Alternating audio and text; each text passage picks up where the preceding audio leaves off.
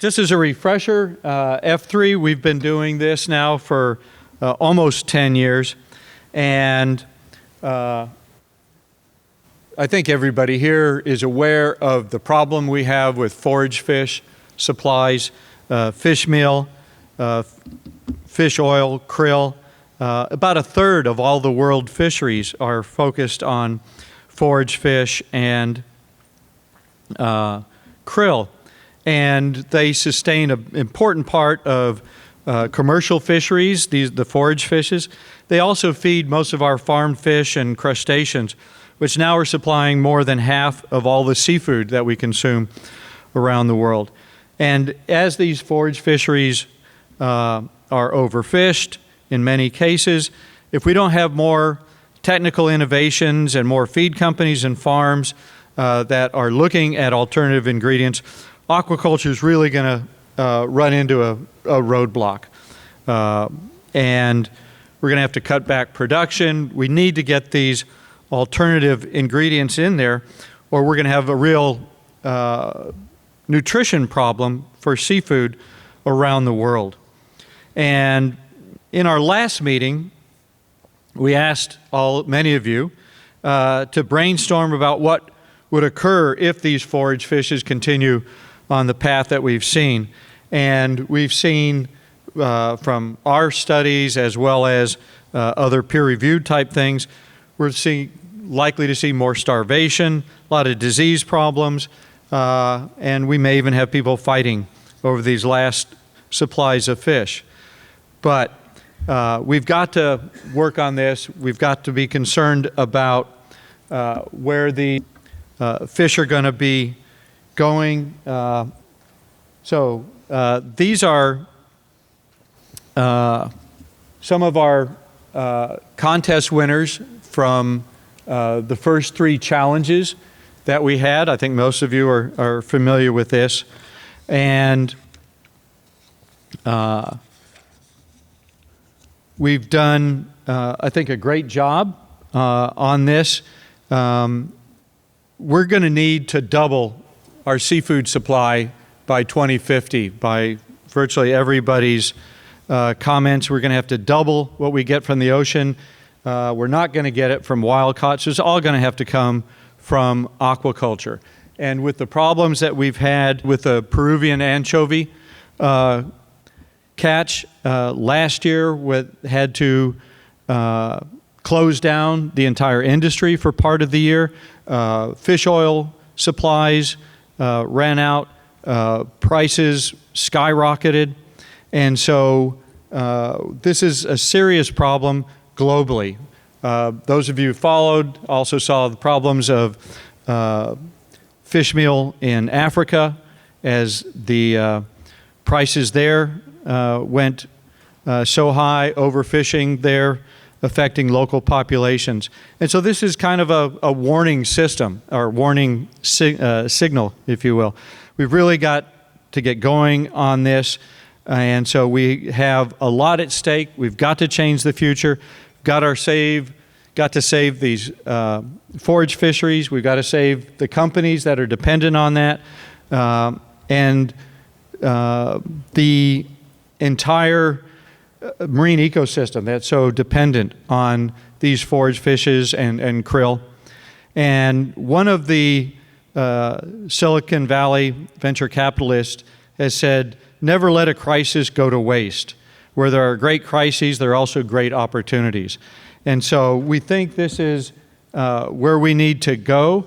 And I'm very pleased to see that we have several of our past winners who are here joining us today. When we first started the F3 about 10 years ago at a World Aquaculture meeting in Jeju in Korea, we had this idea that we really needed to incentivize the aquafeed industry to accelerate the alternatives to wild catch. And so the idea came up to do a series of sales-driven challenges. We started the F3 challenge to reward the company that sold the most fish-free feed. A Chinese company, Guangdong Evergreen, won that challenge, and we received so much positive feedback from that and continue to hear from Evergreen, that we decided to hold another contest. And there we knew that there was a major bottleneck for replacing wildcats was fish oil.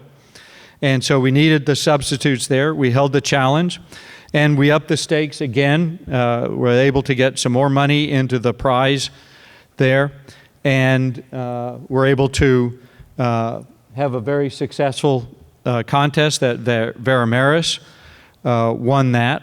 And so then we had a third contest centered on carnivorous fishes, and there we had a couple different or 3 different winners for the 3 different categories that we had there. And so now we're looking at attractants.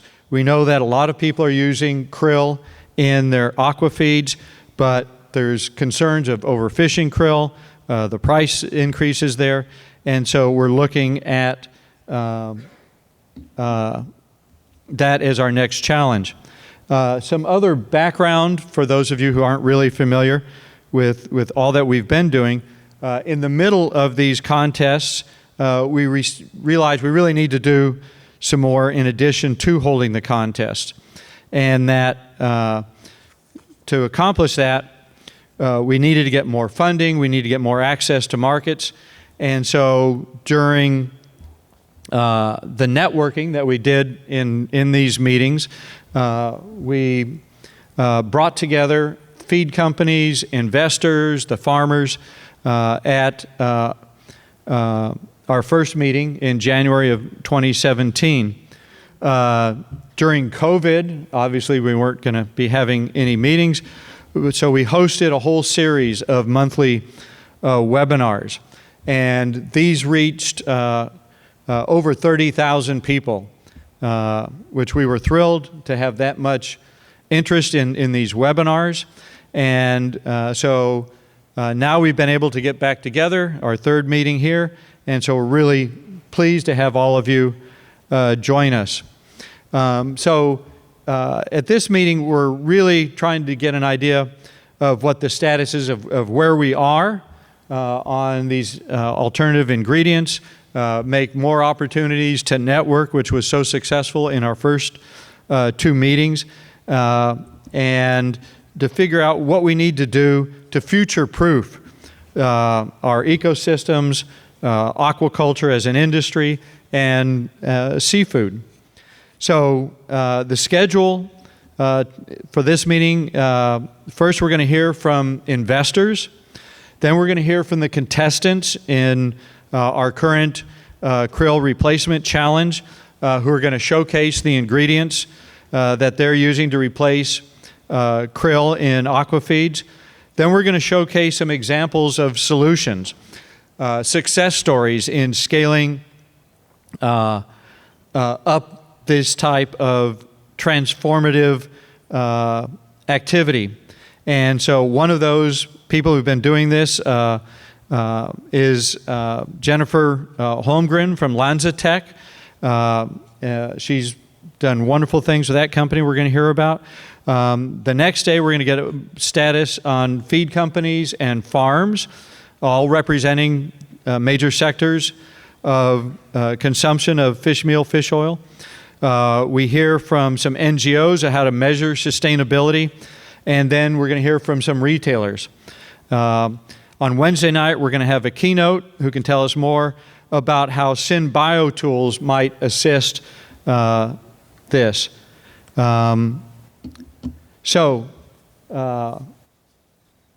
As we've heard, where there's progress, there's urgency, and there's hope. So we're excited over the next couple days to hear about that progress, network, roll up our sleeves in some brainstorming sessions to outline the work that we as a group need to do. First, we're going to discuss some of the milestones that we needed to achieve success and identify the accelerators to get them there. With the expert guidance from a professor from Stanford, Bani Banerjee, who's specialized in this, looking at exponential progress and to get us to zero so our feeds and farms are future-proofed. The theme for this year's meeting is Superheroes Save the World, because every one of you is a superhero for advancing the latest innovations that can lead us to a world of better food security and a world with enhanced planetary integrity. Want to thank our sponsors here. We've been thrilled. University of Arizona, my boss, the Dean of Agriculture and Environmental Sciences, is here. He's been very supportive of all that we've been doing for many years now. And we also appreciate some of the other universities that have been involved, some of the NGOs that have been so supportive for us over all this time. Another thing that you saw just as we were coming in, at the beginning of this session and at some of the other sessions, you're going to be treated to some short videos that were made with the assistance of artificial intelligence. Our artistic director, Micah Brown from AI, helped put all these together. And I think you're going to really enjoy. I've looked at all of them already and just amazed at what can be accomplished here. Just some bookkeeping things. I think probably everybody who's been to conferences, business conferences, have seen this in various versions. And I think everybody has signed off on this, on their applications. Just some other notes here about please being respectful for all the other members here. And please use the app. We've got the conference app downloaded if you haven't already. If you need any assistance, people out at the front registration desk are here to help and keep you up to date on the schedule, which will be posted on monitors all around. So before we begin our first discussion here, I want to share a quick message from a global business leader that many of you have, I'm sure will recognize, Sir Richard Branson, innovator, major entrepreneur, and so we're going to show his message. I'm Richard Branson, and I'm excited to talk to you about an important and effective effort to sustain our seas. It's the F3, or Future of Fish Feed Initiative, and it is working to save not just ocean life, but the future of our planet for ourselves and for our children. The F3 project addresses the humblest but most vital life forms in the ocean, tiny fish and krill near the bottom of the food chain. One of their core initiatives is the F3 Challenge, an international effort designed to encourage the aquaculture feed industry to switch from wild catch to more sustainable ingredients for their products. By creating incentives and investing in feed alternatives, F3 is helping to reduce the need to overfish and ending a major threat to extinction. So far, F3's efforts have saved the lives of 2 billion fish, and that's only the beginning. As an entrepreneur and investor, I understand that change and innovation are essential for the health and vitality of any industry. Investment in F3 is an opportunity not only to avert disaster, but also to create new, effective sources of sustainable nutrition that could help feed a world of 9 billion for decades to come. Because of its centrality to life, the ocean is everyone's business. So let's get involved with F3. Let's support and create new ingredients. Let's demand more sustainability from seafood retailers. Let's create food sources that do not deplete our oceans, but allow all its richness and diversity to flourish. Together, we can create a brighter future, one not only with enhanced food security, but with a healthy, thriving ocean as well. Good food and a healthy planet are possible.